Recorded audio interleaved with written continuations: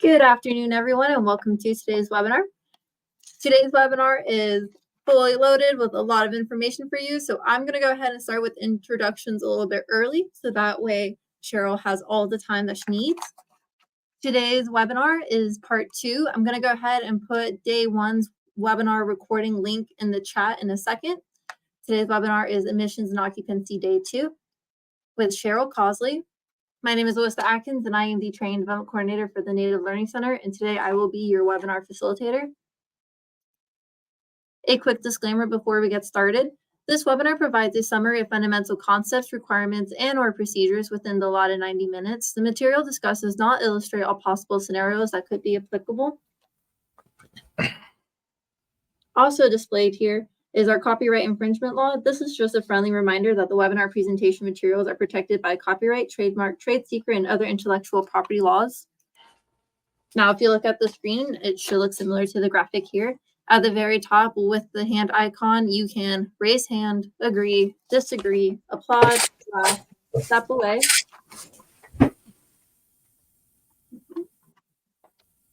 All right.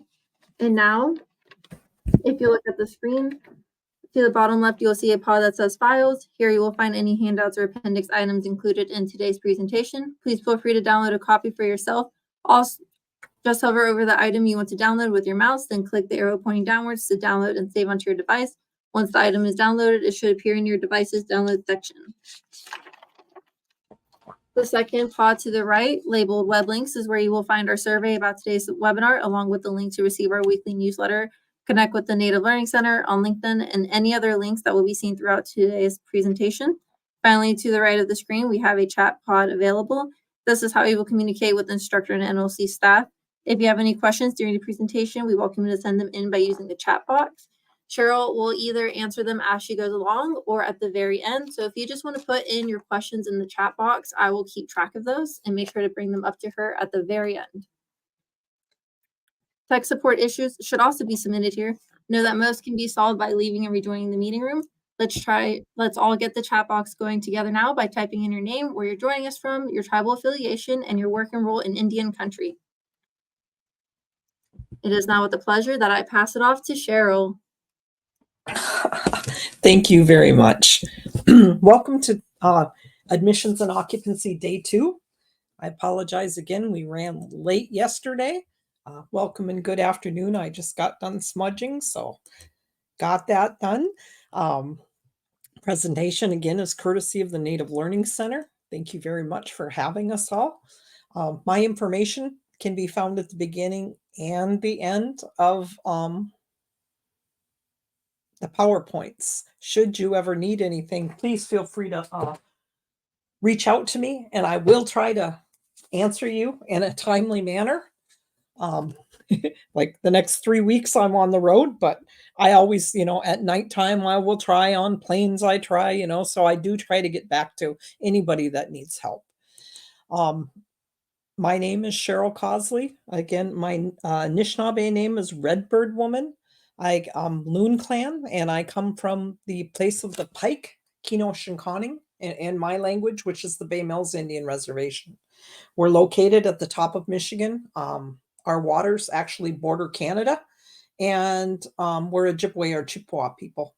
I served as director of housing for my tribe for 28 years, over 28 years, and also served as chairwoman of the National American Indian Housing Council. I did that for 2 terms, preceded by 12 years as first the secretary and then the vice chair. So I had 16 years with that organization. I also served as the chairwoman of the Great Lakes, which is the 31 tribes surrounding the Great Lakes area. And I served as their chairperson for 7 years.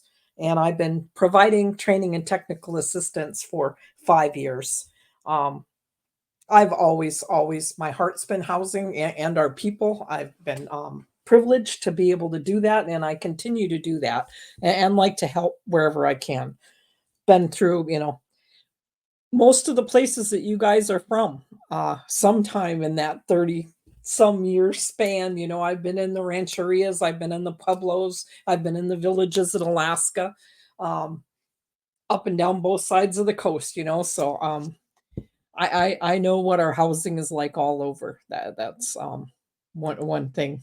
So our objectives here are to understand, those tribal housing policies that we have to have, especially in the areas of A&O.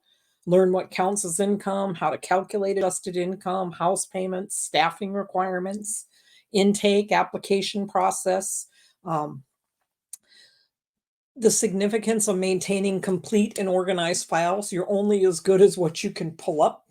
Documentation is your key, uh, especially if you're going to go for any type of an eviction. Learn the verification requirements. Make sure you're fair. That's what they come and they look at. Do you treat each of your tenants the same? Understand how good collections contribute to sound management. Those are called tenant account receivables, and they look at them. You can't get a finding for those anymore, but you get a concern, which is the same thing. You still have to answer to that in writing to HUD. Why am I not collecting from my tenants? This structure, we've got presentations, exercises. You're going to get a lot of exercises tomorrow, participant materials, and examples. Today, we're going to go into some of the brand new stuff that came out, and it's going to be boring in some parts. So, as I used to tell, that the kids, because I've always worked with youth groups, lay down and snuggle in when we get to that part. These are your reference materials, very, very useful. You definitely need, as you went through yesterday, if you joined us, to know how to use the NAHASDA statute, to know how to use those regulations. Those are 1 and 2 on here, a direct link to them. The uniform administrative requirements, if you have to, okay, those are in there. When you get into procurement, you have to. And then these PIH notices at 7, which is providing assistance to non-low income people. And the reference material at 5, which is the 2024-07 calculating income for purposes of eligibility. That is a brand new document. The one that it's taking place of came from like 2013. Also, there's a lot of good other stuff in here. Sample collection policies, verification forms. So hopefully you'll find stuff that helps you. Today, we're going to go over the application process, those definitions of income, the place that you're going to have to snuggle in calculating income using Section 8, and then our federally mandated exclusions, okay? Because those can be a little bit long, but you need to know how to do them, especially if you are one of those people that say we're going to use, all 3 definitions, the one that, however you put it. That's most beneficial to the tribe or to the tenant. If it says it that way, you have to prove that you've ran that income using all 3 methods. You might think about doing it a different way, okay? Because when you look at the other 2 methods, they're a lot more cut and dry. But if you run any other programs that require Section 8, well, then your staff is used to going through all those hoops. So that's you and your governing body's call. So the course agenda for 3 through 5, calculating adjusted income, assistance, calculating it for non-low income, verification, waiting list management, tenant and homebuyer selection, conflict of interest in admissions, occupancy standards, other programs, lease management, lease compliance basics, counseling, and collections. So this first module is the application process, and you can use applications from anywhere if your governing body allows it. I don't know, or your executive director. I don't know each circumstance, but you can go to the public housing side and find something and take the things out that don't apply.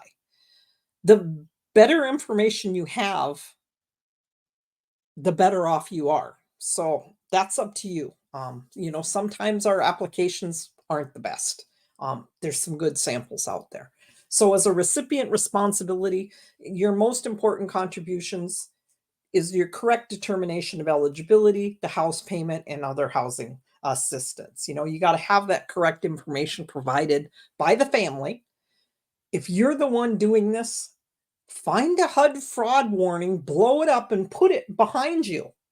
Put it in your application package so that they know that the information that they give you is correct. Okay. Effective owner verification and interpretation of the information provided. I could sit 5 of you down and give you 5 applications normally if you weren't in the A&O field, and you would all think that I was asking for different information. That's just the way we perceive things, and then that correct application of the NAHASDA regulations by you as the recipient. So your responsibility is to create good policies, good procedures, good questions, good formats, interviewing tools if you do that. If you don't do interviews, at least somebody should be sitting down before they put somebody into a home and running through the stuff with them, okay? While ensuring fair and consistent implementation. That's what why did you do it this way for this person and this way for that person? You have to be able to explain that. Not all applicants, even your willing ones, will provide complete and accurate information. Also, not all recipients collect the data that they actually need to achieve your desired results. So consequently, recipients have to or must rely on a process that includes a good written application, a program application process, a definitive screening process, and an interviewing process. So those are things that you have to make sure that you have in place. So hopefully, this is, might not be your exact version, but you receive an application, you determine if the application is complete, you date and time stamp it. You're going to have to notify that applicant if it's not complete, and the instructions to resubmit it. Now, I would suggest when you do that, you have a standard form. This is everything we need. This is what you've provided. This is the date that I asked you for the information, and you can put a deadline date on there. We would love to see this information back in, 30 days. Keep 2 copies, one for you, one for them. Okay. Pre-screen to determine their eligibility, assess the applicant's suitability for your program. You're going to do your criminal background, anything like that, and set up an interview. Determine eligible, you can notify that. Well, your package is complete. We're now going to put you on our waiting list. If they're not eligible, you're going to notify them in accordance with your A&O policy. Give them the ability to grieve if it's a grievable offense, and you file in your denials. If the units are not available, you put them on the waiting list. When a unit becomes available, you select them from the waiting list, your applicant with the most points. Preferences and priorities come into place also. Notify the applicant of the unit offer, need to update and verify their information, because unless it's brand new, they're supposed to be income eligible at the time that you move them in. So it's really, really important that if they've been sitting there for a while, anything over 30 days, you should at least run the income portion again. That's going to be a local decision on the criminal background. Offer is accepted, applicant still eligible, they complete the move-in inspection, and they sign the lease and hopefully live happily ever after. That's hopefully, somewhat of the process you'll use. So your written applications, they're required. Okay, they're required by NAHASDA of any person or household to apply for housing assistance. They should sign and date the application. A staff member should time and date stamp the initial application of the document when it was received.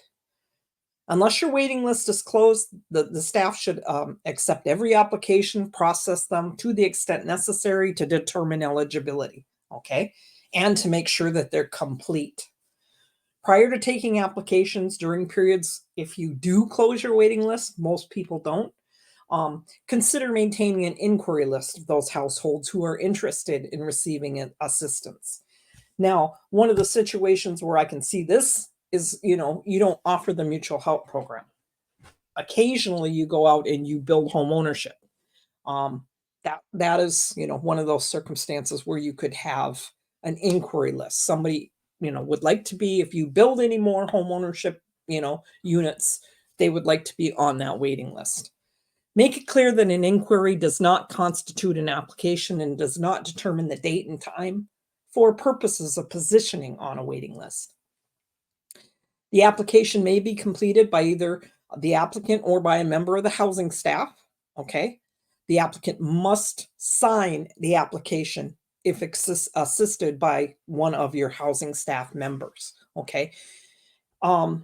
Some people still lack the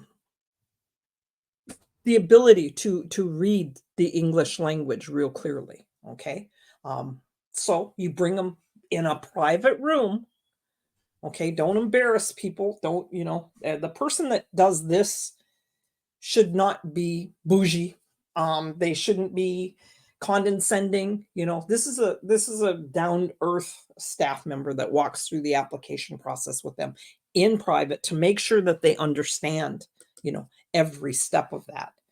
So it's really important during this process, and it's very important to that they realize that until you deem that application complete, you're not on the waiting list. You'll get those calls. Your director is going to get those calls. I've been on that waiting list since December of 2016. She should be able to say, no, on December 16th, you came in and submitted the following information, and we told you that we needed this, this, this, and this. And it hasn't been returned to our office. Because she's the one that's going to have to answer for that. Or he's the one, they'll go to the tribal council. That's just the way people do. So make sure, nope, you got a date on here, you got a signature that I realize that I need to turn this in so it is complete. And you keep two, one for them, one for you. So each recipient is responsible for developing their own application forms, should capture and organize the information needed to make a determination of eligibility for housing assistance, such as how much gross income, the applicant's family characteristics, the appropriate size and location if you offer housing in multiple locations, and type of home for the family. Whether the family is suitable for participation in your housing program in accordance with your local applicant selection criteria within that selected policy. Whether or not the applicant family qualifies for any of your established preferences. So somebody asked how often your policy should be updated. Look at that section. They used to tell us what our preferences are. They don't anymore. It's up to you. That's a tribal decision, what's going to qualify as a preference. Okay. That's one area that really needs to be looked at by most people. So your written application, the application serves as a guide to effective interviewing, which will hopefully support, ensuring that the same questions are asked of all of your families. Provides a paper trail for false statements. Provides proof that those questions were asked. All of your applications for every program that you run. Okay. So one of the things that you should all strive for, okay, your admissions and occupancy policies, the policies themselves, and then your application packages should be different for every program that you offer. It's very, very confusing to a tenant, especially. Nope, that applies to rental. Nope, that's for housing. That one's for down payment assistance. That rule. Your own A&O rules for each. Your own applications for each. And your own, set of signature pages and things like that.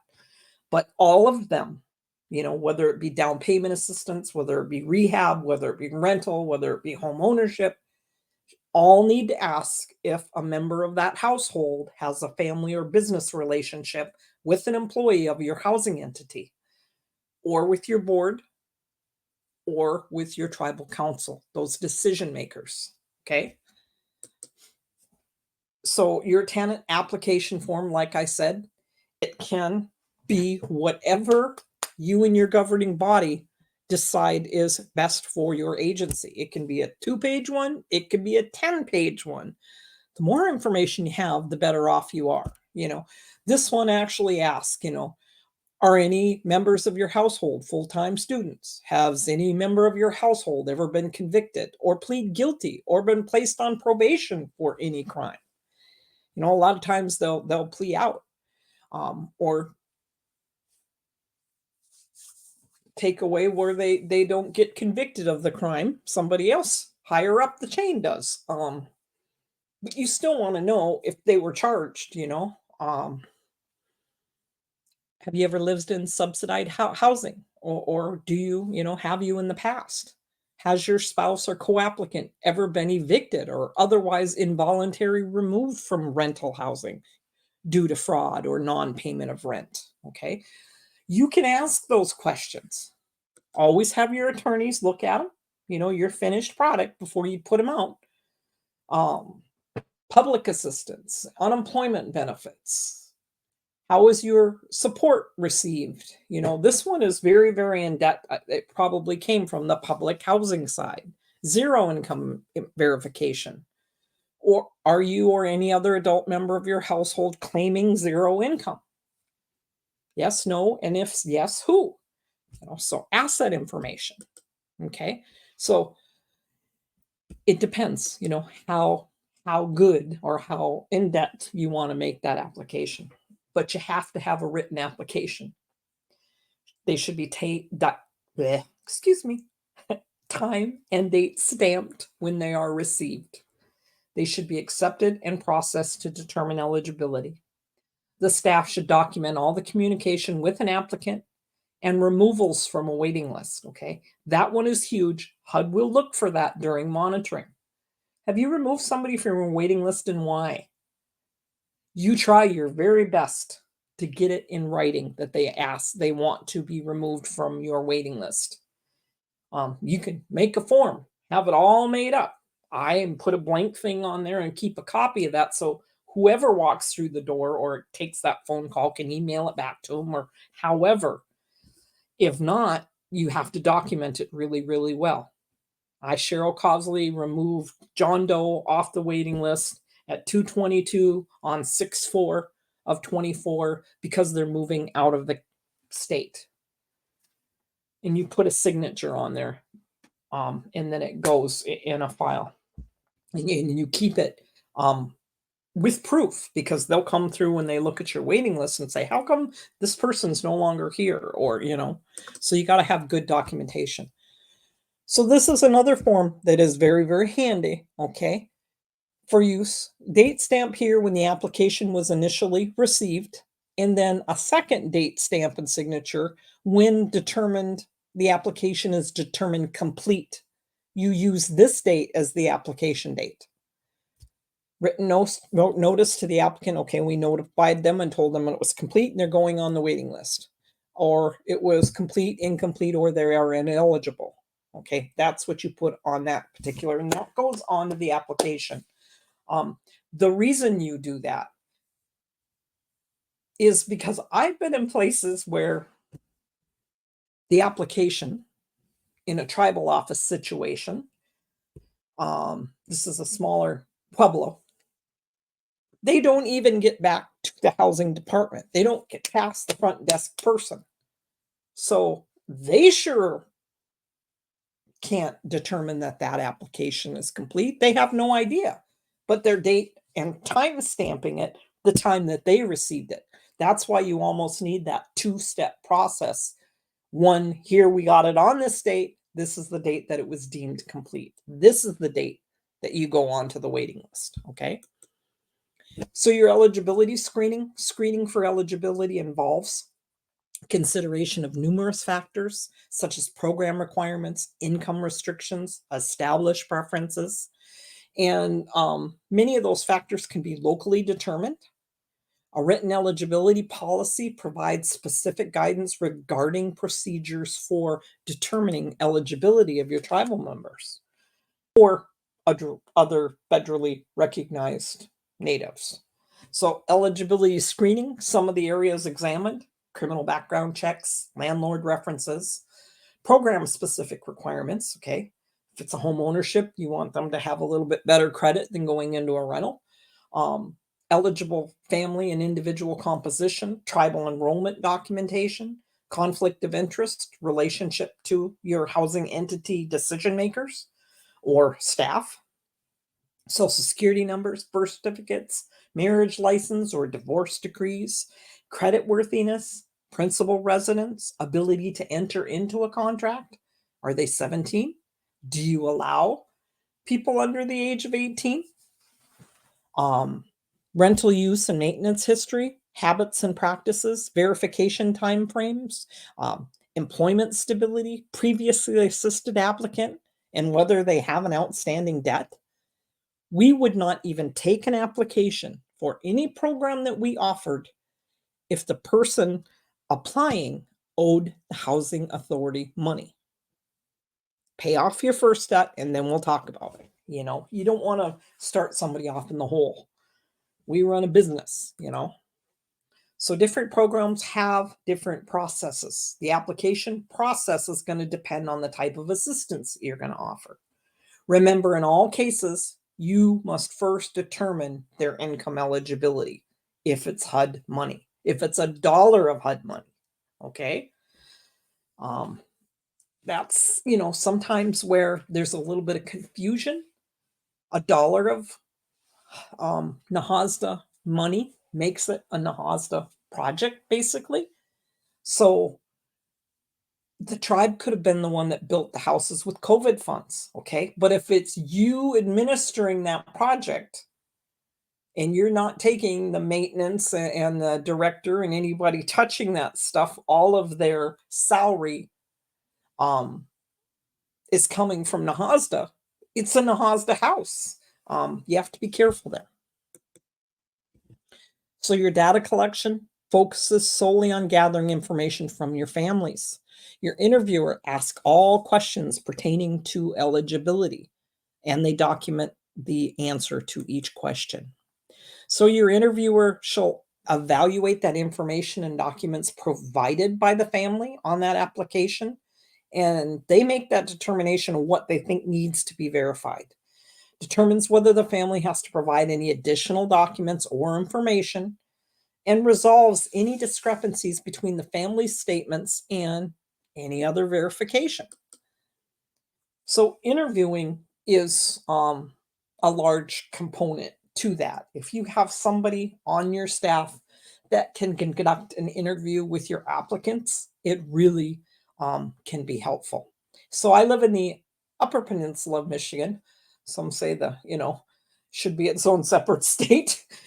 That's how we get to the Lower Peninsula. And there is times that unless we want to go through Wisconsin, you know, sideways, basically, we can't get into the rest of the world unless we go over that bridge. And that bridge gets closed down because of that ice, falling ice, high winds will close it. And we're stuck. I've been, you know, stuck on both sides of the bridge. Can't get into the Upper Peninsula, can't get into the Lower Peninsula. So life can be interesting here, especially in the winter and the, you know, spring.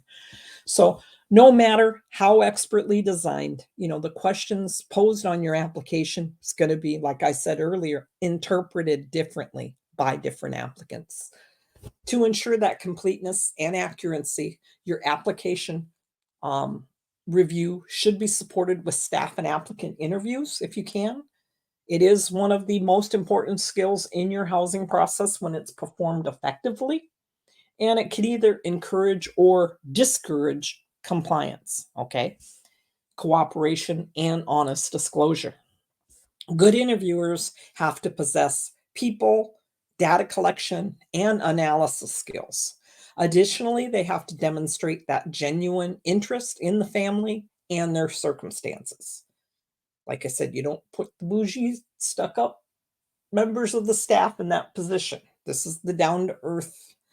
I had one girl that was so good. She was, you know, just, she could call you up and that's what she'd do. Hey, I noticed that you have a major payment this month. Is there anything we can help you? Is there anything we need to know?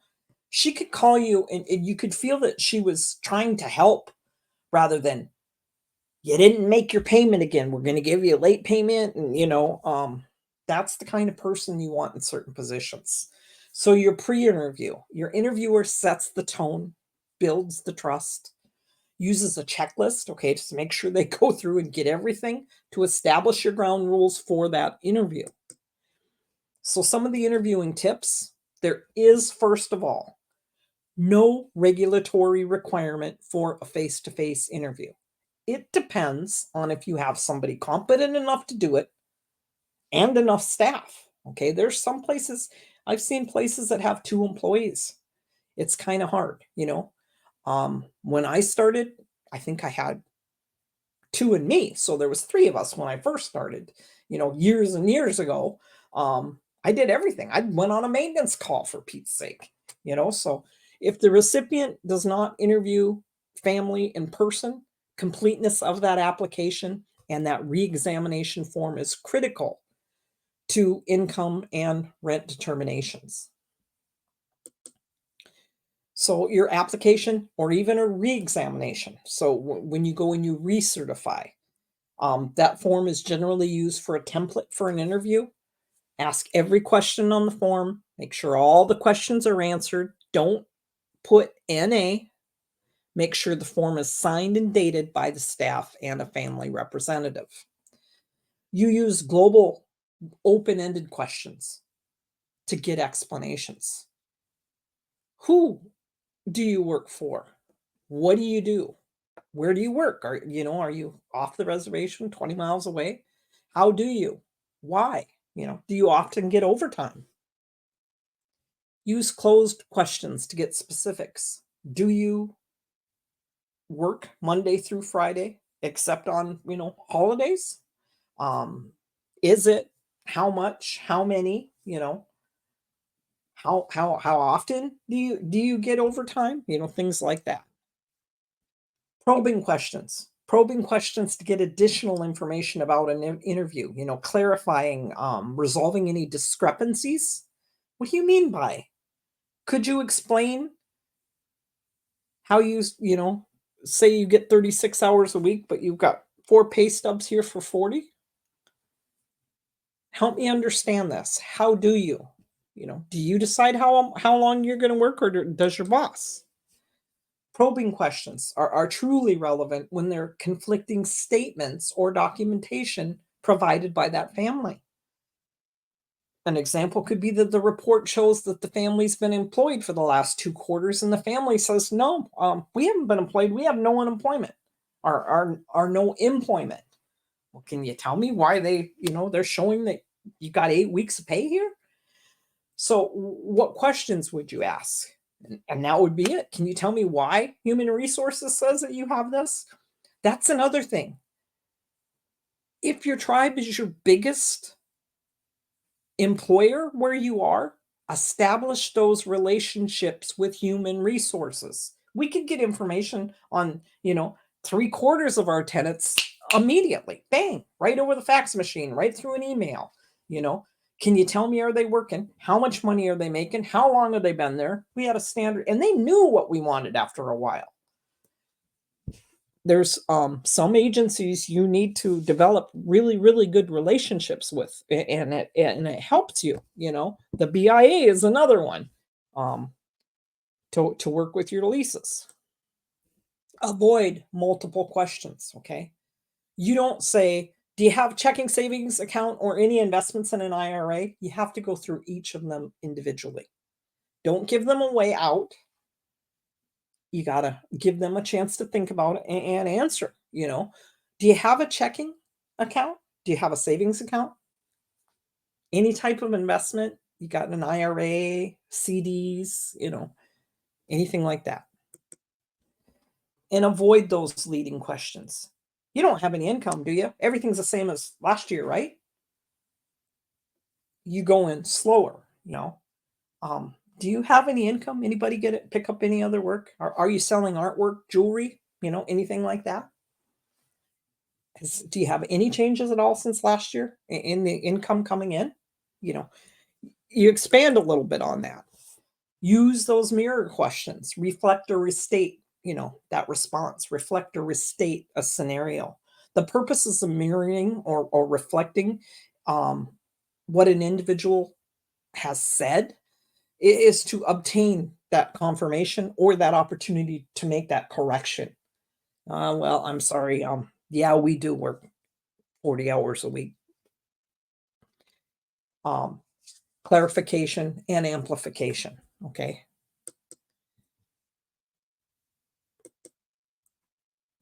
To ensure consistency, your interviewers should always use a checklist so they don't get off, or forget a section. You should have a planned approach to ensure consistency in your process. This is the pre-interview portion. This is the data collection I need. This is the analysis of the data collected, and then closing that interview up with them. Do you have any questions of us? Anything you don't understand?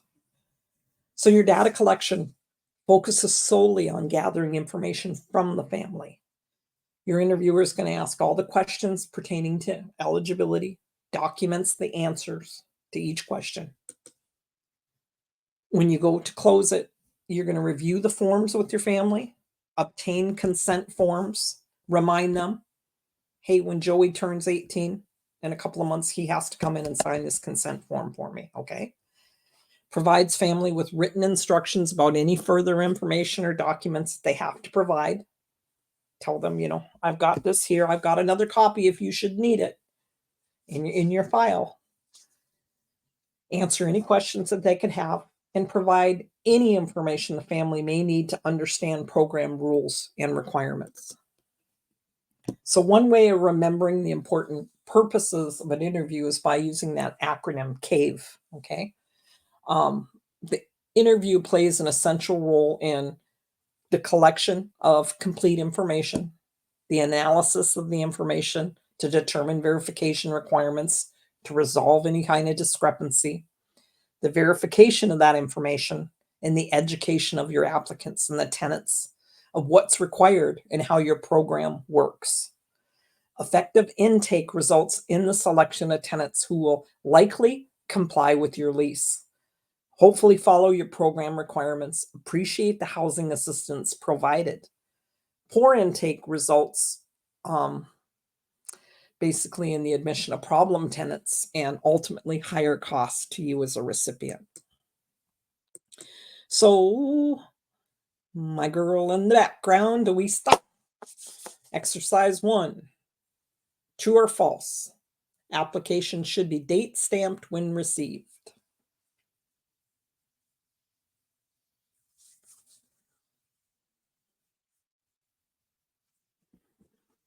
Okay, so I don't know. I can end the poll.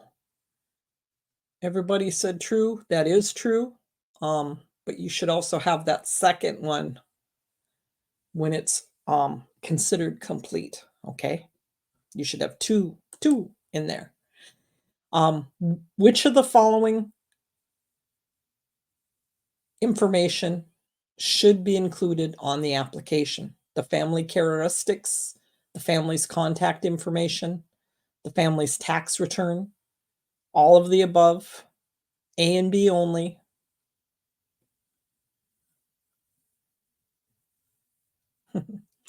Lauren Myers from Seneca Nation. I look forward to meeting you. Hope you're learning something. Say hi to your boss. Oh, and my ladies from Halawassaponi, your tribal chairman. What a wonderful man. Say hi to Mr. Gideon for me. Okay, so we have 27% of you, or 25% of you that said A and B only, and 75 that said all of the above. Okay, on the application form, I can't get rid of it. Can you move that for me, my girl? On the application form, they usually don't put their taxes. Okay, kind of sneaky on you. Ooh, sorry. Okay, preferences used by the tribe. Thank you. I like it better over there. Preferences used by the tribe and the TDHE are defined in your policies and procedures. In NAHASDA, preferences are not allowed under NAHASDA.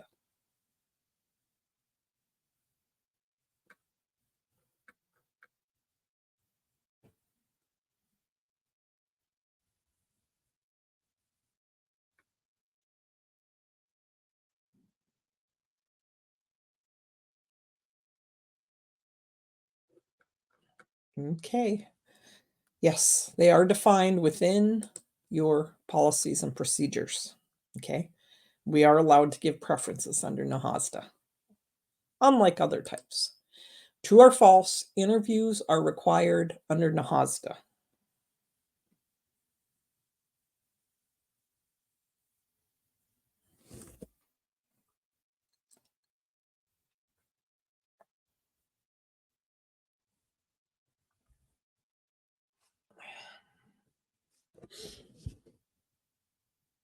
Come on, guys. I can see how many people have voted, by the way. Got to answer. So I know that you just don't have me talking in the background and you're playing around on your phone. Okay, I got a couple more there. Thank you. Okay, so interviews are not required under NAHASDA.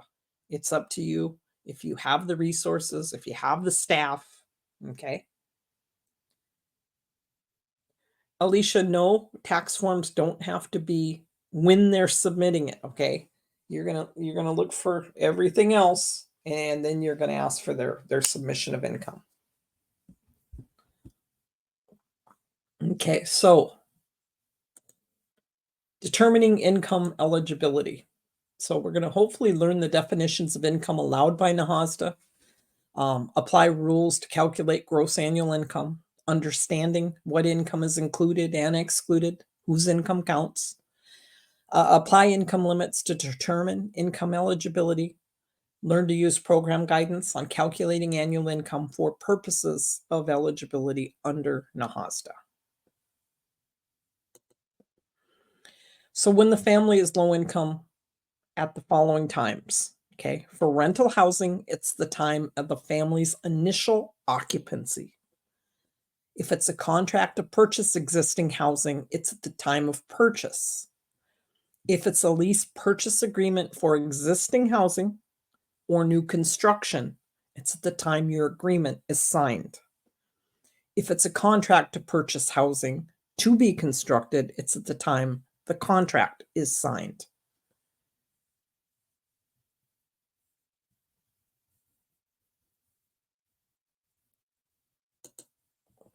So one of the criteria for eligibility for admission to a housing assistance program is the amount of annual income a family earns. In accordance with Section 4, 9 of NAHASDA, the term income means income from all sources of each member of the household as determined in accordance with criteria prescribed by the Secretary of HUD, except that the following amounts may not be considered as income under this paragraph. Any amounts not actually received by the family. Any amounts that would be eligible for exclusion under Section 1613 A7 of the Social Security Act. Any amounts received by any member of a family as disability compensation under Chapter 11, Title 38 of the U.S. Code, or dependency and indemnity compensation under Chapter 13 of such title. So in this case, criteria prescribed by the Secretary means the definition of annual income described in 24 CFR 1000.10. So now you guys know how to go into that, into the regs. You read a comment like that and you say, okay, what does it say here?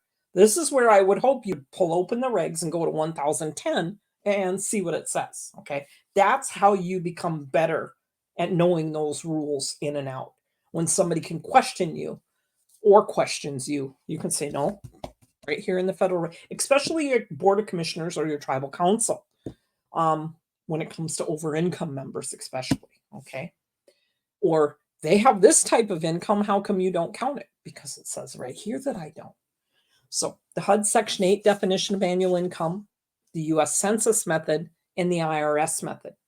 There is a brand new PIH notice talking about this. That's the one that I want you, if you truly work in A&O, to print that thing and start reading it, okay?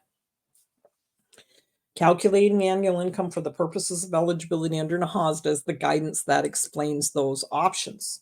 So defining annual income, the recipient does not need to limit their definition, okay, to only the 3 definitions of Section 8 U.S. Census or Internal Revenue Service. Your written policy, as I said, could actually say that they're going to use the income definition most advantageous to the tribal housing entity, or they could say most advantageous to the individual family. Your policy has to specify which method you have adopted, okay? So it could be a straight up Section 8. It could be the U.S. Census, or it could be the Internal Revenue Service, or that other one that says you're going to look at all 3 of them, run them all 3 ways, and pitch, whichever is most advantageous to what you have in your A&O policy. If you've got that one in there, you got to be able to prove that you ran it all 3 ways and that it was most advantageous to whatever you have listed. So take caution if that's what you have. Sometimes that's not the easiest route, okay? So the more, the important thing is you have to be consistent about your income determination policy. If you choose, especially, not to limit the definition to only one type, you got to calculate it all 3 ways before you make that determination. So this is the newest one that I really, really want you to print off so you have it. That PIH 2024-07, okay? This notice replaces Program Guidance 2013-05. It also has the list of federally mandated exclusions from income have been updated, okay? You need those in your binder. If I had the camera, going, I could show you. I've got an occupancy binder. That's, you should have back there. So calculating annual income for purposes of eligibility under NAHASDA, the purpose is that notice provides your updated instructions to your IHBG grantees on how to calculate annual income under the program for the purposes of program eligibility. It covers those 3 definitions of annual income that the grantees can utilize to determine income eligibility and adopt in their A&O policy. Specifically, it includes a revised Section 8 method, okay? So HOTMA, which comes from public housing, came about all the way back to 2016, okay? They didn't really fine-tune that puppy until last year.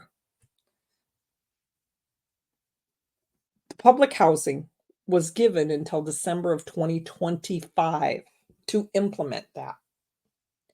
They then had to put out a notice saying that Indian housing has until December 31st, I think, of 2025 to make sure that we have these in place, okay? Specifically, it includes a revised Section 8 method of income determination pursuant to the final rule of the Housing Opportunity through Modernization Act of 2016 that called for regulatory revisions to 24 CFR Part 5 effective January 1st, 2024. So we have until January 1st of 2025 to implement those. So if you use the Section 8 method, or if you use the one saying that we can use all of the 3 and we're going to use the one most advantageous to either the tenant or the housing entity, you have to redo all of your stuff, okay? Now, if you're one of the ones that say, I'm going to use the IRS definition by itself or the census definition, you don't have to, okay? So Calculating annual income for purposes of eligibility under NAHASDA, that purpose referenced in PIH Notice 2023-34, which is the transition of the implementation of HOTMA, is providing a one-year transition period for tribes and TDHEs administering block grants to adopt and implement the new definition of annual income modified by HOTMA. Accordingly, the tribes and TDHEs that choose to adopt the Section 8, 24 CFR Part 5 definition of annual income will have until January 1st of 2025 to implement and come into compliance with the new Section 8, 24 CFR Part 5 definition of annual income. This additional flexibility will allow time to update processes, procedures, and policies for tribes and TDHEs that need it. This notice replaces Program Guidance 2013-05, so no longer there. The list of federally mandated exclusions from income, Appendix D, has also been updated, okay? That's why I want you guys to print this thing off, because even if you don't use Section 8, you still have to pay attention to the federally mandated exclusions. And Appendix B is the U.S. Census definition, and Appendix C is the IRS one, okay? So, housing assistance under the block grant program is generally limited to low-income Indian families. A low-income family is defined under NAHASDA as a family whose income does not exceed 80% of the area median income or the national median income, whichever is higher. To determine whether a family is eligible to receive assistance under the block grant program, grantees must first determine a family's annual income.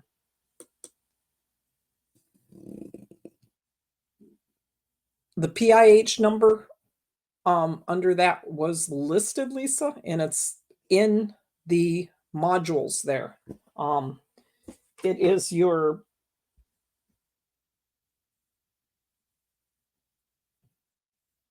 Exhibit 5, or your reference material 5, PIH 2024-07 PIHN. So, adopt your first step. Adopt an income definition for tribal housing policies, okay? I just went on site last month, did an A&O class, and the organization I was working with knew exactly what they used, but it wasn't in the policy. Okay, it has to state in your A&O policy what method you're going to use. Okay.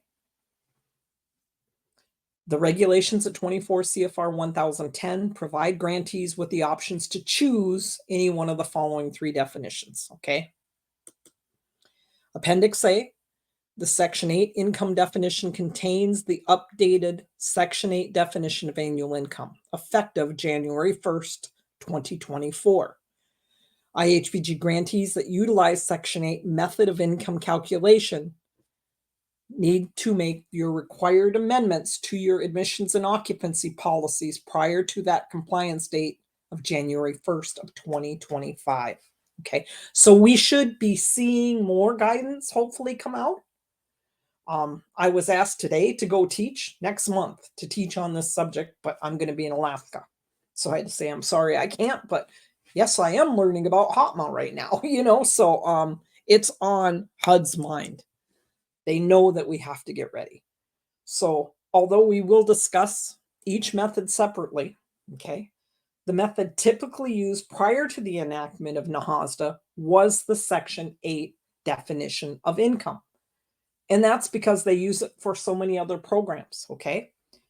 It's also the method currently used in most housing programs. We are going to devote a whole module to Section 8. Plus, it's actually a lot longer, you're going to see, than the other two definitions, okay? So your census definition, annual income is reported under the U.S. Census long form for the most recent available decennial census. This means the definition of income used by the census, not the dollar amount reported. Appendix B in this document is the census income definition It contains the U.S. Census income definition, inclusions, and exclusions, okay? So as you can see, if you were using census, this would be what you pay attention to. It's not very long when you get to compare it to Section 8, okay? Annual income is stated in the U.S. Census Bureau method at 24 CFR 1010 includes wages, salaries, commissions, bonuses, or tips from all jobs. Report the amount before deductions for taxes, bonds, dues, or other items. Self-employment income from own non-farm businesses or farm businesses, including proprietorships and partnerships. Report net income after business expenses. Interest, dividends, non-rental income, royalty income, income from estates and trust. Report even small amounts credited to an account. Social Security or railroad retirement. Supplemental Social Security income, SSI. Any public assistance or welfare payments from the state or local welfare office do not include assistance like food, rental, education, childcare, transportation, heating and cooling cost assistance, or any non-cash benefit. Retirement income, pension, survivor, disability income do not include income that is rolled over or reinvested in another retirement account. Any other source of income received regularly, such as veterans payments, unemployment compensation, child support, or alimony. That is the U.S. Census definition. When we get to Section 8, you can see why I think these are so much shorter. So the IRS definition is the adjusted gross income as defined for purposes of reporting under the Internal Revenue Service. Form 1040 series for individual federal annual income tax purposes. Grantees should review the program participants' appropriate IRS forms, 1040s, to obtain this information. On the 2022 form, 1040 form, this is line 10. Now, this just got published. I don't know why they're referring to 2022, but Appendix 6, IRS income definition contains additional information on what is included and excluded in adjusted gross income on IRS Form 1040. The recipient may use more than one income definition. For example, the policy may state that it will use the definition most advantageous to the family or to the housing entity. I didn't say that. That's in the actual guidance, okay? So if you're using the IRS Form 1040, this lists the annual income calculation inclusions and exclusions from the 2023 IRS 1040, income exclusions from the 2023 IRS 1040, wages, salaries, tips, etc. from the W-2 forms, household employee wages not reported on W-2 forms, tips not reported on W-2 forms, Medicaid waiver payments not reported on W-2 forms, taxable dependent care benefits from Form 2441, line 26, employer-provided adoption benefits from Form 8839, line 29, wages from Form 8919, line 6, other earned income, non-taxable compound pay, election, taxable interest, ordinary dividends, taxable IRA distributions, taxable pensions and annuities, taxable Social Security benefits, capital gain or loss Schedule D, additional income per IRS 1040 Schedule 1, additional income and adjustments to income. Other income includes prizes and awards, gambling, lottery, raffle winnings, jury duty fees, Alaska Permanent Fund dividends, reimbursements for amounts deducted in previous years, income from rental of property if not in the business of renting such property, and income from an activity not engaged in for profit. Exclusions. 1040 Schedule 3. Additional credits and payments list additional credits or exclusions from taxable income. Refer to the irs.gov website for updated forms and instructions. So that is what our guidance says under 1040. So those are a lot easier than what Section 3 is, okay? They also revised the definitions in terms utilized at 5609 under annual income, okay? A day laborer, an individual hired and paid one day at a time without an agreement that the individual will be hired or to work again in the future. A dependent, a member of the family which excludes foster children and foster adults, other than the family head or spouse who is under 18 years of age or is a person with disability or a full-time student, okay? Remember, you can never give a dependent deduction to the head or spouse of the family, okay? The head or co-head. Or you don't give that dependent student deduction to a head or a co-head. A foster adult, a member of the household who is 18 years of age or older and meets the definition of a foster adult under state law. In general, a foster adult is a person who is 18 years of age or older, unable to live independently due to a debilitating physical or mental condition, and is placed with the family by an authorized placement agency or by a judgment, decree, or any order of any court of competent jurisdiction. That would cover your tribal courts, okay? Foster child, a member of the household who meets the definition of a foster child under state law. In general, a foster child is placed with the family by an authorized placement agency, public child welfare agency, judgment, decree, or other order of any court of competent jurisdiction, okay? Health and medical care expenses. Health and medical care expenses are any cost incurred in the diagnosis, cure, mitigation, treatment, prevention of disease, or payments for treatments affecting any structure or function of the body. Health and medical care expenses include medical insurance premiums, long-term care premiums that are paid or anticipated during the period for which annual income is computed, okay? So that's one you're going to have to probably cut out, put it by itself so you can refer to that, okay? Independent contractor. An individual who qualifies as an independent contractor instead of an employee in accordance with the Internal Revenue Code federal income tax requirements whose earnings are subsequently subject to the self-employment tax.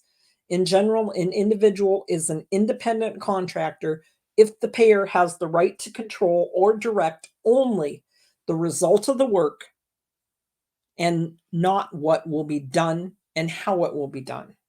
So that's what I'm considered is an independent contractor.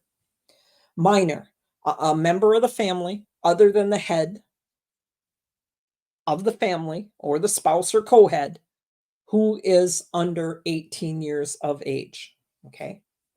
A seasonal worker, an individual who is hired into a short-term position and the employment begins about the same time each year, such as summer or winter. Typically, the individual is hired to address seasonal demands that arises for the employer or industry. So it could be wood cutting, it could be fishing, it could, all sorts of things there. The annual income definition found at 24 CFR Part 5 provided is used by a variety of federal programs, including NAHASDA.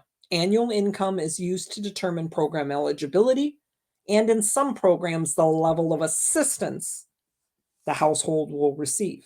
In our cases, if they're between 80 and 100%, that would, So the definition of annual income is the gross amount of income of all adult household members anticipated to be received during the coming 12-month period.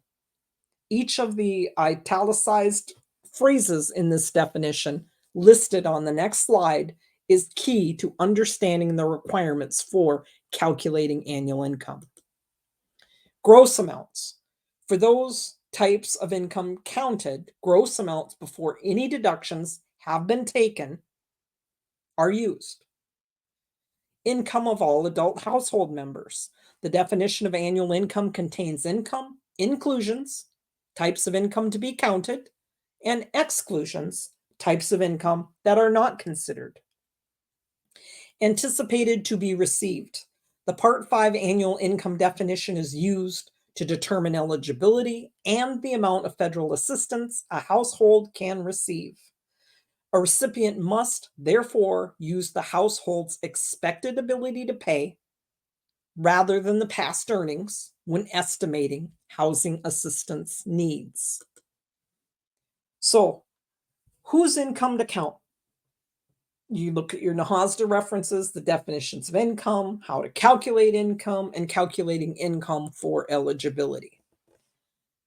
Generally, you count the income of all household members, okay, except for a live-in aid. Anticipating income. Grantees are required to provide or project a household's income, a snapshot of those current circumstances. You should assume that those current circumstances will continue for the next 12 months. There's exceptions when documentation is provided that the current circumstances are about to change. Very good example is your teacher that's done in June, and you're going to make decisions on if you're going to, how many times you're going to recertify them. If she does the same thing every day and she goes and works for the parks department at the state park from July to September of every year, then she goes back to the school, or he goes back to the school, you can take that, once they've established that pattern. So whose income counts? The earned income of full-time students 18 years old or older who are not the head, co-head, or sole occupant. They become a dependent, okay? They get the dependent deduction, and then they can work, and no matter how much they make, you charge them $480, okay? Anything that exceeds $480 is excluded. And we'll talk about that more. So, you count the income of your head, your spouse, your co-head, your other adults, not your dependents. Your non-member people within your household, foster child, you don't, live-in aid, you don't, foster adult. I think that's going to change under Section 8, depending on which definition you use, okay? Other income, count it for everybody except for the live-in aid and possibly that foster adult, okay?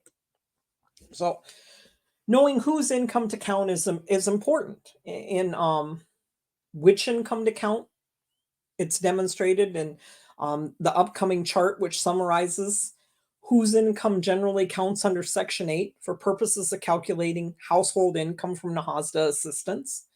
Under the Part 5 definition of annual income, special considerations is given to income earned or unearned by the following groups of people. Minors. Earned income of minors is not counted. However, unearned income attributable to child support, TANF payments, other benefits paid on behalf of a minor is included. Foster children and adults, these persons are included in your household member count. Foster children's earned income is not counted. However, unearned income counts as income.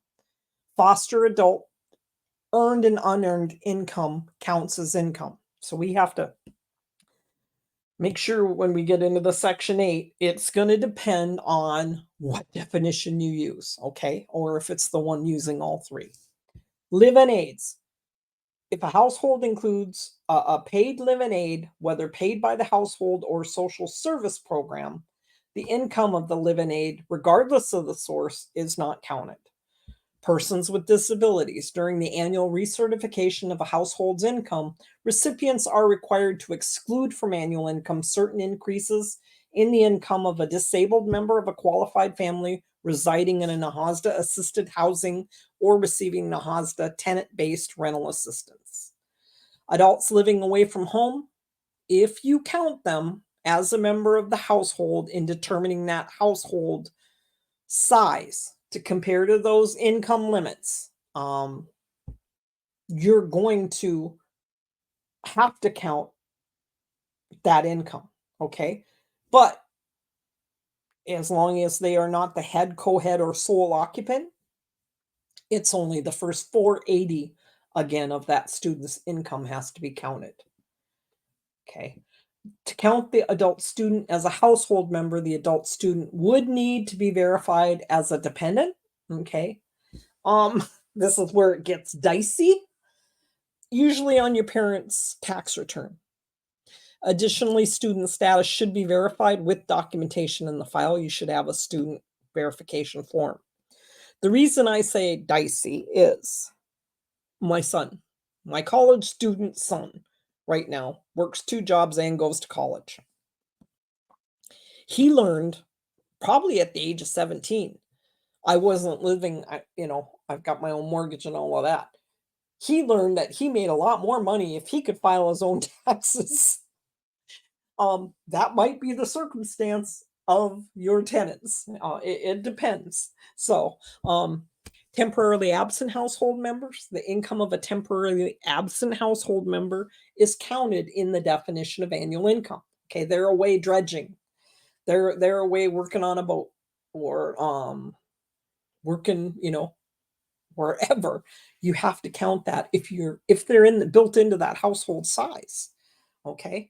The income of temporarily absent household members is counted in the definition of annual income, regardless of the amount the absent member contributes to that household, if you're using it for that calculation. Okay. So calculating annual gross income, income from self-employment, cash assets withdrawn, salaries paid to household members from your business has to be counted. Negative net income from the business is not counted. Your assets, no asset limitation. It's the income from the assets is recognized as part of annual income. Okay. This is another area your Section 8 is going to, we got a little bit of a change there. Okay. So the comparisons of income. Section 8, earned income, 18 plus, unearned income less than age 18, requires special asset computations, child support counted as income, inheritance counts as an asset. Census, they say you're supposed to count the income 15 and up. We don't count the income under 18. Asset calculations included. Child support counted as income. Inheritance doesn't count. IRS income, all ages, depending on amount and type. Asset calculation included. Child support is excluded as income. Inheritance doesn't count. So you compare the three. Many housing programs have the most experience with your HUD Section 8.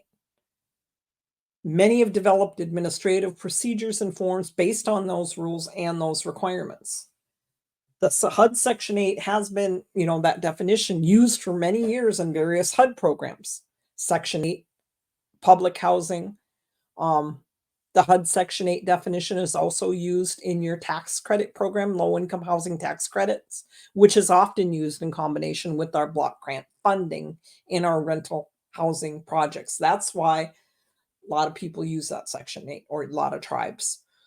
Types of income to count, some differences between the three definitions that can result in different income calculations. The most significant differences are child support payments are not included in the IRS definition of income. IRS Form 1040 definition allows the deduction of alimony, and inheritance and insurance settlements are included in the HUD Section 8 calculation, but not included in census or IRS definitions of annual income.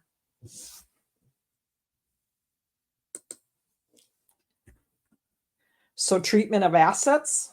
The HUD Section 8 definition of annual income requires the special computation concerning assets. The census long form and IRS definitions do not require such calculations. However, income from certain kinds of assets may be included under those definitions.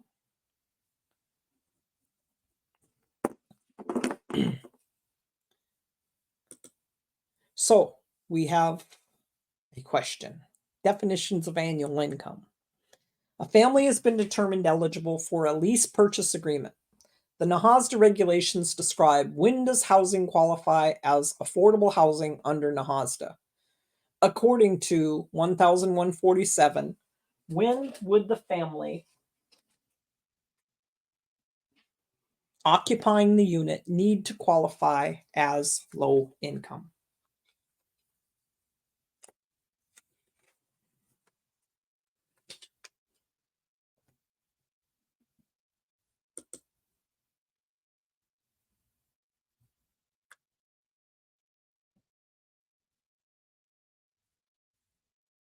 I was going to say, it's looking funny there. You got it, hey? Sorry about that. I had a little technical difficulty. I understand completely.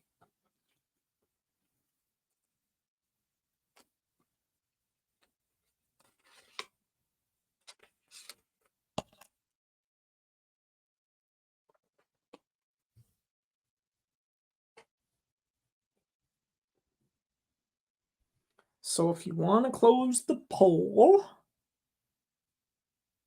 it is 100% of you answered correctly when the family signs the lease purchase agreement. Okay.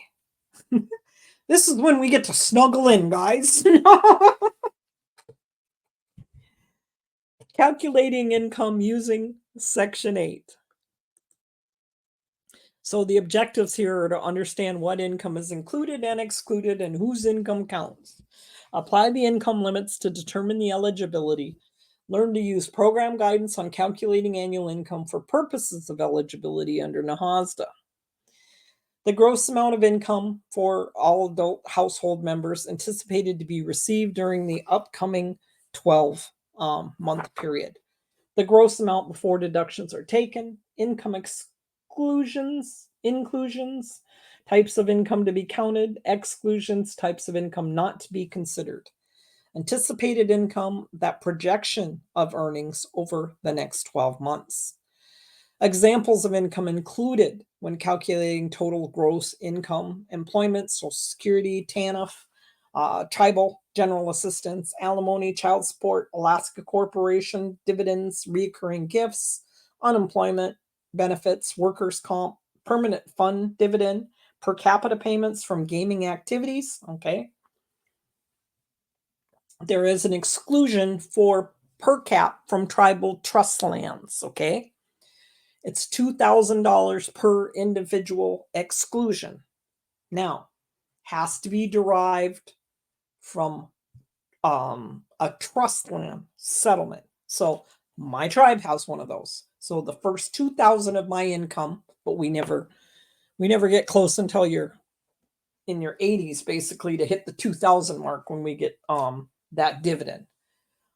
2,000 per individual exclusion only applies to per cap payments whose source is derived from tribal trust land, or something from the land, not gaming related. If it's got anything to do with gaming, it doesn't count. Okay. Or it doesn't apply. I shouldn't say it doesn't count. It does not apply. We're talking oil lease proceeds, tribal trust land, the sale of, and the interest earned from that. So that one's kind of interesting. You always call your HUD office whenever you are in doubt. If they don't know the answer, they'll call somebody else, and they'll go all the way up the chain to get you an answer.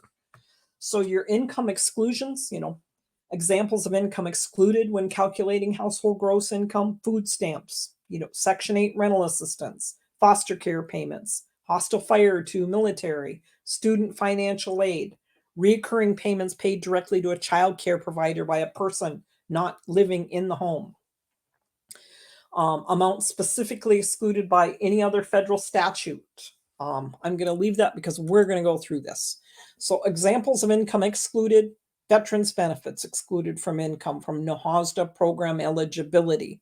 That goes back to a notice from 2011-15. Compensation for a veteran, any member of his or her family for service-connected disability or death under Title 38 USC Chapter 11, Dependency and Indemnity compensation.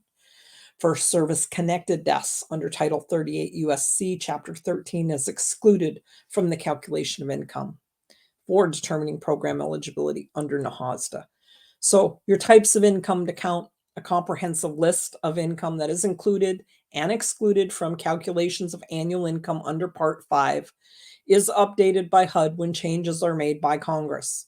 PIH 2024-07, PIHN calculating annual income for purposes of eligibility under NAHASDA is included in your reference materials, as well as that Federal Register notice published January 31st of 2024. Those are federally mandated exclusions from income, and it's an updated listing, but they ended up putting it in this guidance as one of their appendix items, so you can get it there also. So income from self-employment: the net income from the operations of a business or profession, including self-employment income, is used to calculate annual income. Net income is the gross income less the business expenses, interest on loans, depreciation computed on a straight line basis. Important considerations when calculating net income include, in addition to net income, any salaries or other amounts distributed to family members from the business, and cash or assets withdrawn by family members must be counted, except when the withdrawal is a reimbursement of cash or assets that are invested into the business. Principal payments on loans, interest on loans for business expansion, capital improvements, other expenses for business expansion, or outlays for capital improvements must not be deducted when calculating net income. If the net income from a business is negative, it has to be counted as zero income. A negative amount must not be used to offset other family income. So in the cases of self-employment, in the cases of self-employed individual who has just started a business, okay, the recipient should ask the individual to estimate what their net income is they expect to earn from the business. And that can be, the first year they do that, that can be hard. You have no idea how much you're going to make. You might have to recalculate that when they get all done. It's interesting. But normally if they make, because you have to pay taxes on that, you work with an accountant, and they help you through that process, because I have to pay quarterly payments to the IRS. So I have to make an estimate every year at tax time what I'm going to make for the following year, because the IRS wants their money quarterly. They don't want to wait till the end of the year. You get a penalty when you kind of underestimate or overestimate, I guess you would say. Underestimate. So they should be kind of used to that after that first year.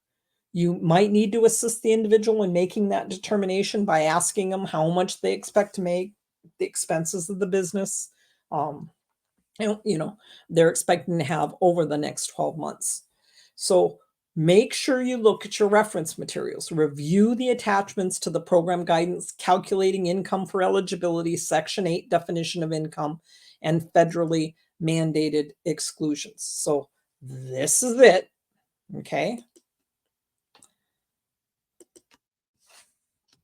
The Section 8 definition of annual income was significantly revised by the final rule of HOTMA. The revised definitions of the terms used at 5609 annual income are noted as bold, italicized text, and listed below. Note that PIH 2023-34 of HOTMA allows our tribes that choose to adopt the Section 8, 24 CFR Part 5 definition have until January 1st, 2025 to implement the new Section 8 definition of annual income and update your policies and procedures to be compliant. Effective January 1st, it reads annual income. Annual income includes, with respect to the family, all amounts not specifically excluded in paragraph B of this section, received from all sources by each member of the family who is 18 years of age or older, or is the head of the household or spouse of the head of the household. Okay, so if they're married to a 17-year-old, you would count it. Plus unearned income by or on behalf of each dependent who is under 18 years of age. And remember, that's the unearned income. When the value of the net family assets, okay, so this is one of your biggest ones. It used to be 5,000. It is now 50,000. Okay. When the value of the net family assets exceed 50,000, which amount HUD's going to adjust annually in accordance with the Consumer Price Index for urban wage earners and clerical workers, and the actual returns from a given asset cannot be calculated. Imputed returns on the asset based on the current passbook savings rate as determined by HUD. Okay. It's not 6% anymore either. We'll get into that. And it looks like I'm running late with how many slides to go. So this is really important that you get in there, because that's $50,000 as opposed to the 5. Okay. Revocable trust. The following types of trust distributions of the principal or corpus of the trust, distributions of income from trust when the distributions are used to pay the cost of health and medical care expenses of a minor, earned income of children under age of 18, payments received for the care of foster children or foster adults, state or tribal kinship or guardianship care payments. This is annual income, does not include that. Okay. I don't know. That's going to be one we're going to look for more definition on. Payments received for the care of foster children, foster adults, state or tribal kinship. I'm not familiar with that kinship. Insurance payments, settlements for personal property losses, including but not limited to payments through health insurance, motor vehicle insurance, and workers' comp. So this is annual income, does not count that. Amounts received by the family that are specifically for reimbursement of cost of health and medical care for any member. Any amount recovering in any civil action or settlement on a claim of malpractice, negligence, breach of duty, income of a live-in aid, okay, or foster child or foster adult, okay? So that would be another area you're going to have to look at. Any assistance under the Higher Education Act requires to be excluded from the family's income. Student financial assistance for tuition, books, supplies, including supplies and equipment to support students with learning disabilities or other disabilities, room and board, other fees required charged to a student or an institution of higher education. Student financial assistance for purposes of this paragraph means a grant or scholarship received from federal government, state, tribe, or local government, private foundation registered as a nonprofit, a business entity such as a corporation, general partnership, limited liability company, limited partnership, joint venture, business trust, institution of higher education. Student financial assistance for purposes of this paragraph does not include any assistance that is excluded pursuant to paragraph B9I of this section. Financial support provided to the student in the form of a fee for services performed, work study, teaching fellowship, that is not excluded pursuant to paragraph 9B9I of this section, gifts including gifts from families or friends. Any amount of the scholarship or grant, either by itself or in a combination with assistance excluded under this paragraph, that exceeds the actual covered cost of the student. The actual covered cost of the student are actual cost for tuition, books, supplies, including supplies and equipment to support the student with learning disabilities. Okay. Other fees required charged to the student by the educational institution, and for a student who is not the head of household or spouse, the reasonable actual cost of housing while attending the institution or higher education and not residing in an assisted unit. This calculation is described further in paragraph B9I of this section. So all of this, we've got a whole year, okay? But these are some of the changes. I would really, if you use Section 8, become familiar with this. Find the areas that you have questions, because we can ask our HUD officials. Okay, I'm hopefully, we're going to get some program guidance, some more in this area. They're all looking at it right now. As I said, I know that there's areas of the country that are going to start working on this next month and start teaching on it. So we'll see a lot of questions, and hopefully we'll get some answers on that. You know, expressly for tuition, books, room, board, to assist a student with the cost of higher education.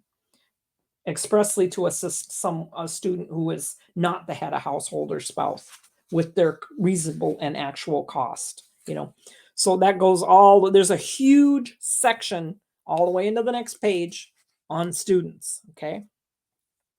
Then they talk about the Coverdell Education Savings Account, or special pay to family members serving in armed forces who is exposed to hostile fire.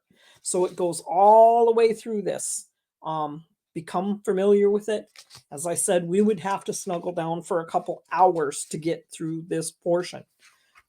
Print them off, please, and start looking at them.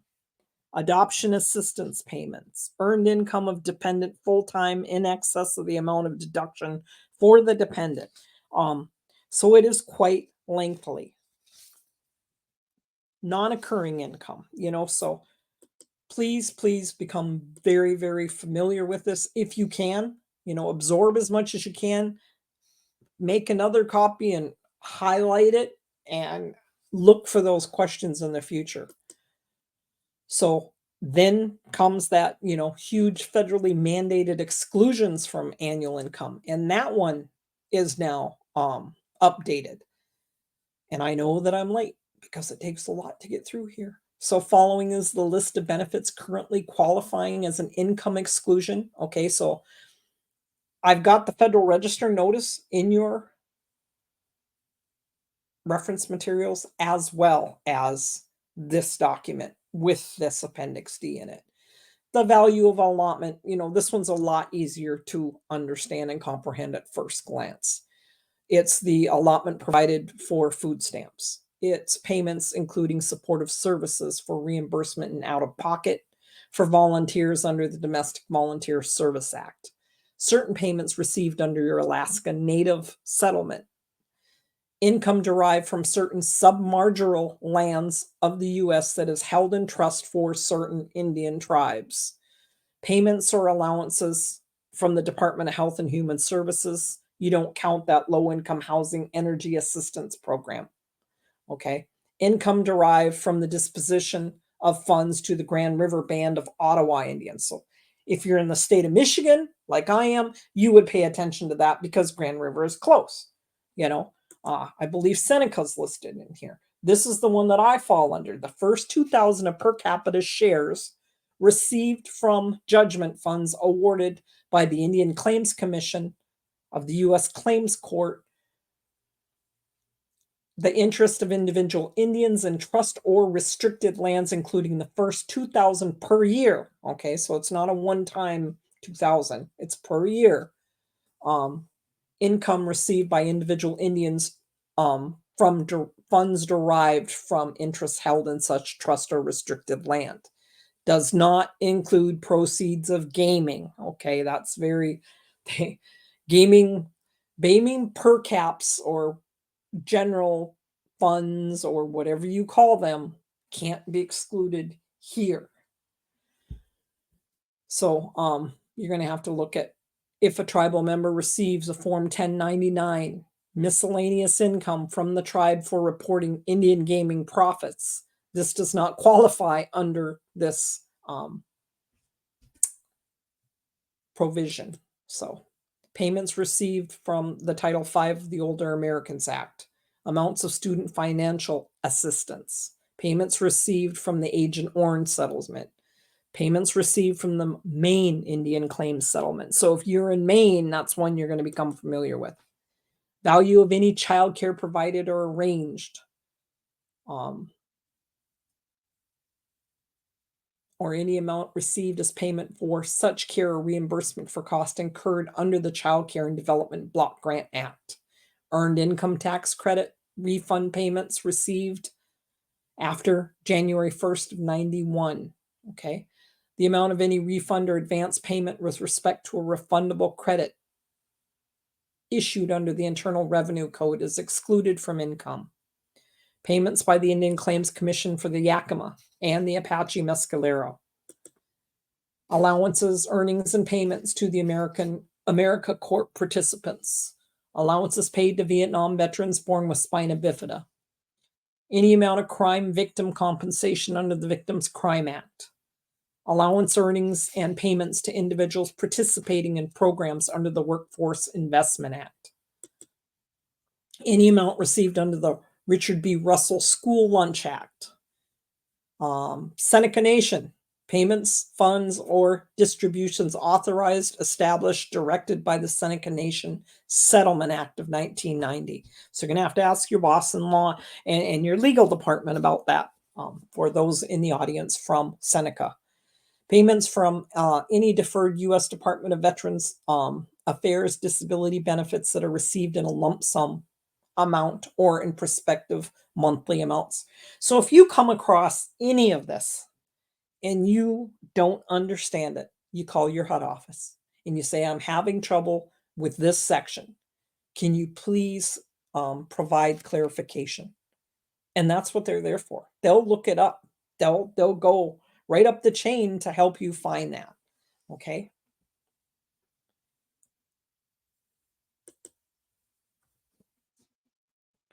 A lump sum or periodic payment received by individual Indians pursuant to the Class A action settlement agreement. In this case, Eloise Cobell and Ken Salazar, individual development accounts, and per capita payments from the proceeds of Indian tribal trust settlements listed within this notice.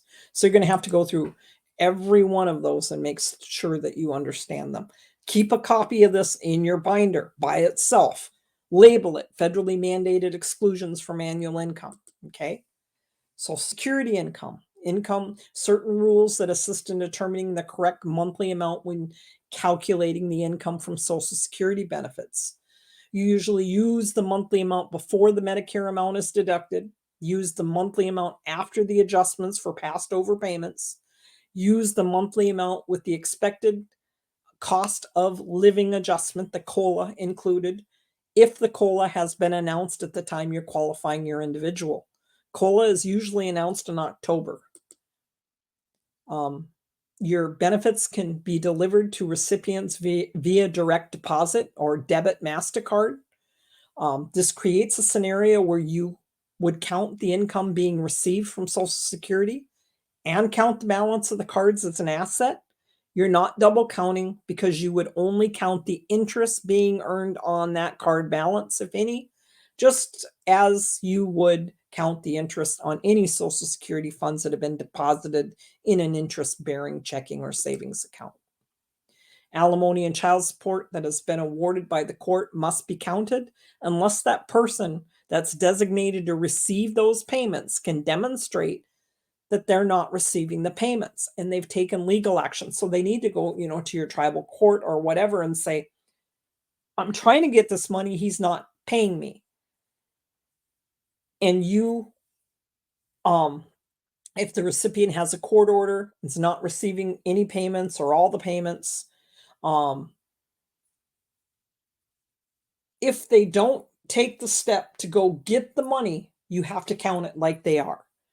If they've contacted the court and they've taken that legal action to the courts or child support to attempt to collect the payment, you don't charge them for what they did not get. Okay, but they have to make that attempt to try to receive that money. So if your recipient has filed proceedings to collect the court-ordered payment and is receiving a lesser amount than awarded by the court, the lesser amount can be counted if you can get third-party verification. Call the court, have them write a statement. Ours does it all the time. If the support is being paid through the welfare agency, the family may not receive the full amount, as the welfare agency will use part of the funds to offset the cost of the welfare benefit that the individual is receiving. Then the individual is entitled to receive the child support, what is known as the pass-through amount, instead of the full amount of the court-ordered child support. In these cases, only your pass-through amount is counted for that household income. And then your military pay. The Section 8 method counts all military pay except for hostile fire. When block grant funds are leveraged with other federal or private funds, other requirements may apply. And I am so sorry that we're late again. Any questions? No worries, Cheryl. There were a couple questions in the chat box, and I just want to make sure that we answered all of them. So if I repeat any, just please let me know, and I'll move on. We have the 480 that is counted for a college student. They get a dependent deduction in the amount of the dependent deduction that we normally give. Then if they work and they are not the head, the co-head, or the sole occupant, you just count the first 480 that they make for the year, and then the rest that they make, you don't count. Casino proceeds are supposed to be counted as income. Your big gamblers know how much they lost, so they have a way, if they have to pay taxes on it, they have a way of taking their losses and comparing it to their wins. Okay. I don't know if you saw Lindell's question, Cheryl. If an 18-year-old is not mentally capable, what form is needed or documentation if they can't sign? I think I would ask your HUD official that, or your court to come up with something. I have never seen a form. That's a very good question.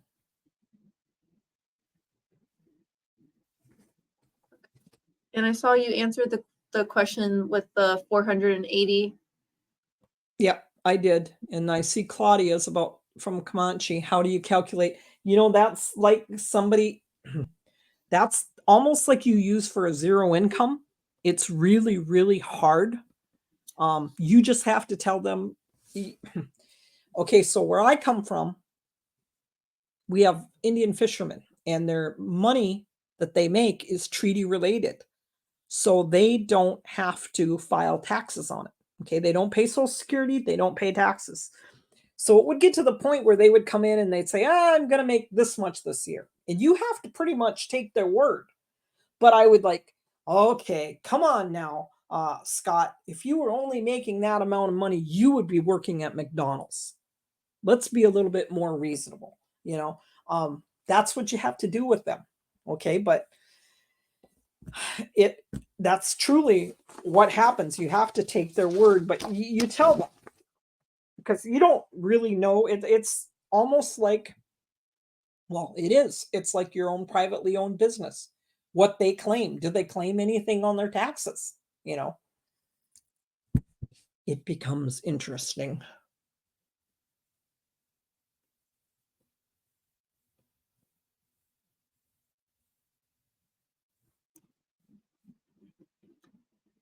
All right, I think that was all the questions. I went ahead and already launched I see that. survey. It's came up on my other screen today instead of the middle of it. So that made it a lot easier. Oh, perfect. I wanted to make sure that we got as many feedback reports or feedback forms as possible. I went ahead and I'm going to put your email in the chat right now. Yeah, it actually, you can see the card too. You can take a picture of the card if you need. But sorry, guys, that was a whole lot to try to get through, and it's brand new. They're still coming out with it. HUD's still coming out with it on our side. So I'm going to see more clarification.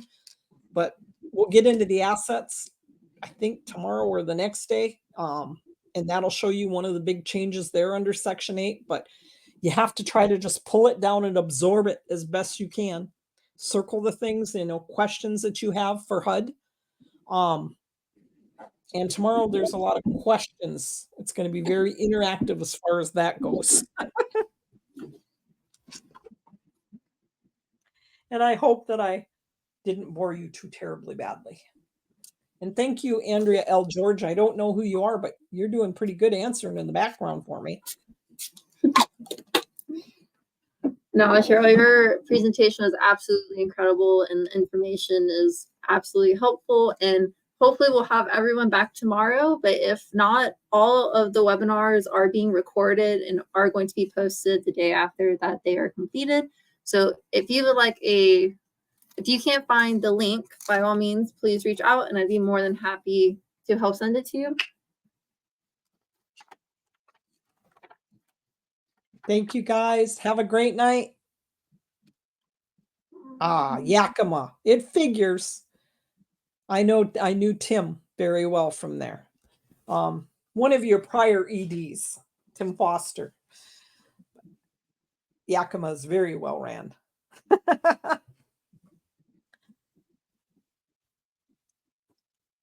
Alrighty, everyone. Well, please don't forget to register for tomorrow's webinar. As always, you can access this webinar recording as well as all our other webinar recordings on our website at www.nativelearningcenter.com under the Recorded Cathedra Webinars tab. As I mentioned earlier, if you cannot find the webinar recording you're looking for, please email me and I'd be more than happy to help you. You can check out our upcoming events on Facebook, Instagram, LinkedIn, and Twitter. And don't forget, we do have a podcast called Hope a Thing, a Native American Podcast. And you can find that on Apple Podcast, Spotify, Google Podcast, and Simplecast. Thank you, everybody, so much. And thank you once again, Cheryl. We can't wait to see you again tomorrow. Thank you. You remind me of a NASCAR driver when you go through that. To our sponsors now. Thank you, guys. Have a great night. Thank you, Andrea. I love to hear about that.